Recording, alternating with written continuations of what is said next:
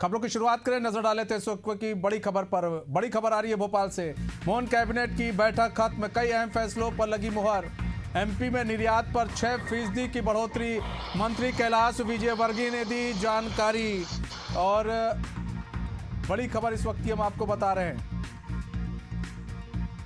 भोपाल से आ रही है। मोहन कैबिनेट की बैठक खत्म, कई अहम फैसलों पर मुहर लगी है।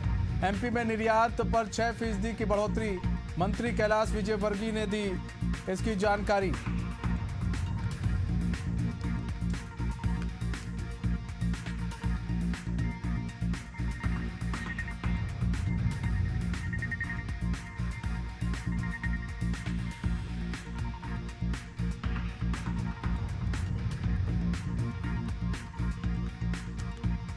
तो मोहन कैबिनेट की बैठक खत्म हो चुकी है।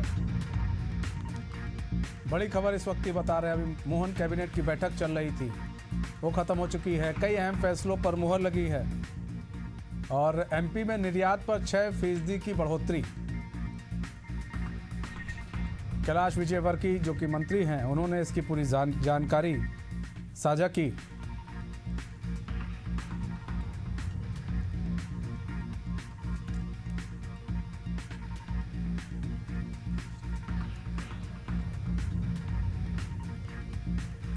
वैभव गुप्ता हमारे साथ, हमारे ब्यूरो हेड लाइव जुड़ चुके हैं पूरी जानकारी के साथ। वैभव, मोहन कैबिनेट की बैठक खत्म हुई है, बैठक पर में कितने प्रस्ताव पर जो है वो मुहर लगी है, किन किन अहम और कौन कौन से प्रस्ताव काफी अहम है? बिल्कुल, मोहन यादव कैबिनेट की ये बेहद महत्वपूर्ण बैठक थी और इस बैठक में कई सारे महत्वपूर्ण जो प्रस्ताव थे उन पर मुहर लगी है। महत्वपूर्ण प्रस्तावों की हम बात करें तो जितने भी नगरीय निकाय है सभी में गीता भवन बनाए जाएंगे, सांस्कृतिक भवन के रूप में होगा।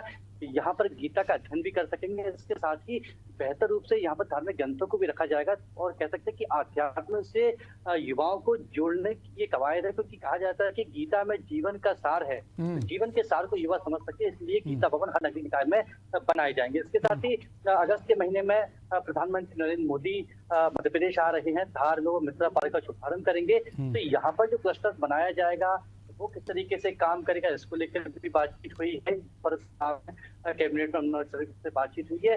कल प्रधानमंत्री से मुलाकात की है मुख्यमंत्री डॉक्टर मोहन यादव ने दिल्ली के संसद भवन में। वहां उन्होंने इनवाइट किया है प्रधानमंत्री को, क्योंकि सितंबर और अक्टूबर में 2 बड़े कार्यक्रम होने हैं। एक राष्ट्रीय कृषि सम्मेलन, इसके साथ ही दूसरा कार्यक्रम रहेगा वो भोपाल में मेट्रो का शुभारंभ रहेगा, उसके लिए इन्वाइट किया गया है। एक क्लस्टर बनाया जाने वाला है इलेक्ट्रॉनिक मैन्युफैक्चरिंग के लिए मध्य प्रदेश में।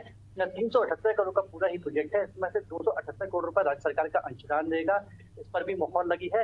5 नए आयुष कॉलेज मध्य प्रदेश में खोले जाने हैं, इस प्रस्ताव पर भी मुहर लगाई गई है मोहन यादव कैबिनेट की बैठक में। अब तक जो सिविल सेवा के कर्मचारी, जो अधिकारी कर्मचारी होते थे, उनको जो केंद्र सरकार होती है उसके सिविल सेवा के अधिकारी से समान रूप से उनको सुविधाएं नहीं मिलती थी, लेकिन इस कैबिनेट की बैठक में प्रस्ताव था जिसके मुताबिक इस केंद्र की जो सिविल अधिकारी होते हैं उसी के तर्ज पर मध्य प्रदेश के जो सिविल अधिकारी हैं उनको भी यहाँ पर छुट्टियां भी दी जाएंगी, वेतन भत्ते भी दिए जाएंगे। तो ये कुछ सौगातें हैं जो कि आज कैबिनेट की बैठक में सरकार की ओर से दी गई हैं। अच्छा, निर्यात पर 6% की बढ़ोतरी है, इससे कितना फायदा जो है वो मध्य प्रदेश को होगा? इस बार मध्य प्रदेश ने निर्यात के क्षेत्र में रिकॉर्ड बनाया है। निर्यात के क्षेत्र में जो वृद्धि हुई है वो 6% और जो रैंकिंग है मध्य प्रदेश की उसमें भी काफी सुधार हुआ है, क्योंकि लगातार मुख्यमंत्री कहते हैं मोहन यादव की हमें उद्योग की दिशा में आगे बढ़ना होगा, क्योंकि लगातार सरकार के लिए सरकारी नौकरियां देना संभव नहीं है। इसलिए अगर उद्योग के दिशा में मध्य प्रदेश के युवा आगे बढ़ेंगे तो कह सकते हैं काफी ज्यादा फायदा होगा। और जैसे ही पिछले 1.5 साल पहले जब मुख्यमंत्री ने कमान संभाली थी 2023 में, तब से लगातार मुख्यमंत्री यही कह रहे हैं कि उद्योग की दिशा में आगे बढ़ना होगा। तो उसका कह सकते हैं कि सफल परिणाम यहाँ पर देखने को मिला है। 6% निर्यात के क्षेत्र में वृद्धि हुई है, लेकिन मुख्यमंत्री ने आज इस बैठक में कहा कि अभी हमें निर्यात के क्षेत्र में और ज्यादा काम करने की जरूरत है। एक्सपोर्ट के क्षेत्र में ज्यादा से ज्यादा काम करें ताकि हमारे जो मध्य प्रदेश के उत्पाद हैं उसकी बेहतर रूप से ब्रांडिंग भी हो सके, विश्व स्तर पर उनको पहचान भी मिले और निर्यात के क्षेत्र में हम ज्यादा से ज्यादा रेवेन्यू भी अर्जित करें। ठीक है भाई, बहुत बहुत धन्यवाद हमारे साथ जुड़ने के लिए और तमाम जानकारी साझा करने के लिए।